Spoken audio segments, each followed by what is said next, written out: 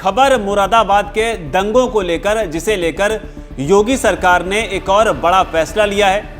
इस फैसले को बेहद विस्फोटक माना जा रहा है, क्योंकि योगी सरकार ने जो फैसला लिया है इसके बारे में, इस रिपोर्ट के बारे में कहा यह जाता है कि 43 साल से किसी की भी हिम्मत नहीं हुई कि इस रिपोर्ट को सार्वजनिक करे। आखिर मुरादाबाद दंगों का सच है क्या? आखिर मुरादाबाद के दंगों की इस रिपोर्ट को अब तक सामने न लाने के पीछे क्या तर्क है, और क्या हुआ था उस दिन मस्जिद में, और सुअर को लेकर क्या वो दावा है जिसके बाद ताबड़तोड़ गोलियां चली? पूरी कहानी आपको बताते हैं। सबसे पहले कि आखिर खबर क्या है। दरअसल उत्तर प्रदेश की योगी सरकार ने मुरादाबाद में 1980 में हुए दंगों की रिपोर्ट को सार्वजनिक करने का फैसला लिया है। मुरादाबाद दंगों की जांच रिपोर्ट को विधानसभा पटल में रखने का निर्णय योगी सरकार की कैबिनेट ने ले लिया है। 3 अगस्त 1980 को मुरादाबाद के ईदगाह में भड़के इस दंगे की जांच के लिए जस्टिस सक्सेना की कमेटी बनाई गई थी।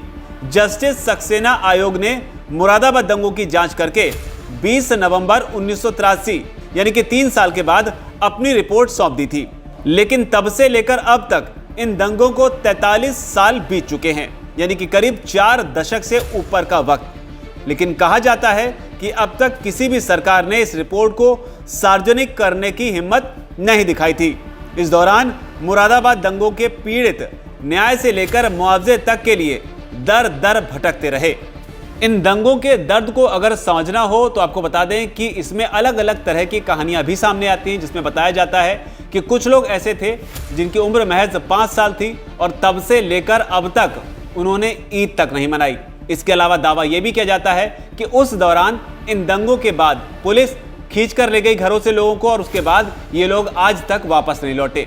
सबके अपने अपने दावे हैं, अपने अपने तर्क हैं, लेकिन बड़ा सवाल यहां पर यह है कि आखिर इस रिपोर्ट को सार्वजनिक क्यों नहीं किया गया, जिसके बाद में अब जब ये रिपोर्ट सार्वजनिक होगी तो कई सारे खुलासे होंगे। लेकिन सवाल वही है कि आखिर इस रिपोर्ट को सार्वजनिक करने को लेकर 43 साल का वक्त क्यों लग गया। तो आपको बता दें कि रिपोर्ट अब तक सामने नहीं आई थी और इसमें कई FIR दर्ज की गई थी। सरकारी आंकड़ों के मुताबिक पुलिस और लोगों के बीच हुई इस हिंसा में 83 लोगों की मौत हो गई थी और 112 लोग घायल हुए थे। मीडिया रिपोर्ट्स के हवाले से इंडियन एक्सप्रेस की रिपोर्ट के मुताबिक योगी आदित्यनाथ सरकार ने दावा किया है कि जस्टिस सक्सेना आयोग की रिपोर्ट में पुलिस पर लगे आरोप नकारे गए हैं। इसी के साथ दंगों में मुख्य भूमिका मुस्लिम लीग के नेता डॉक्टर शमीम अहमद की मानी गई है। रिपोर्ट में यह भी दावा किया गया है कि शमीम अहमद ने ही वाल्मीकि समाज और पंजाबी हिंदू समुदाय के लोगों को फंसाने के लिए इस दंगे की साजिश रची थी।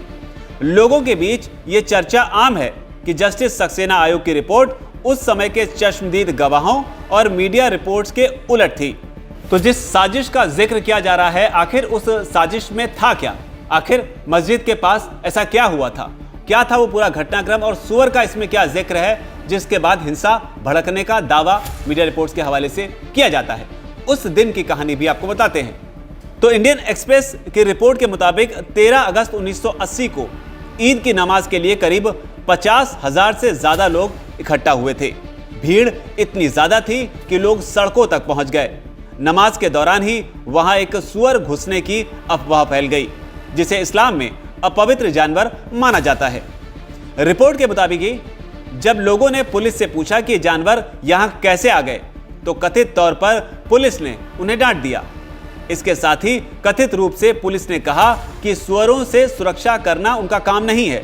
इसके बाद बताया जाता है कि भीड़ हिंसक हो गई और पत्थरबाजी शुरू हो गई।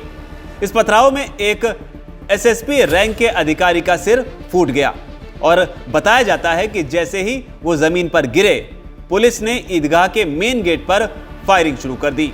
चश्मदीदों के मुताबिक फायरिंग से भगदड़ मच गई और इसमें कई लोग मारे गए। इसके बाद मुरादाबाद में कई दिनों तक दंगे भड़कते रहे। तो ये कहानी मीडिया रिपोर्ट्स के हवाले से है, लेकिन अब बड़ी बात यह है कि इस रिपोर्ट को पटल पर रखने का फैसला योगी आदित्यनाथ की सरकार ने कर लिया है।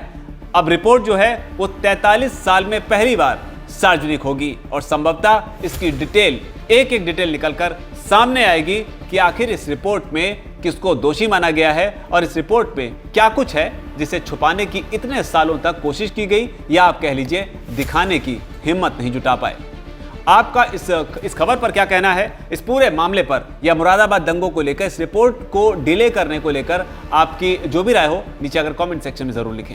धन्यवाद। वीके न्यूज, राष्ट्र के नाम।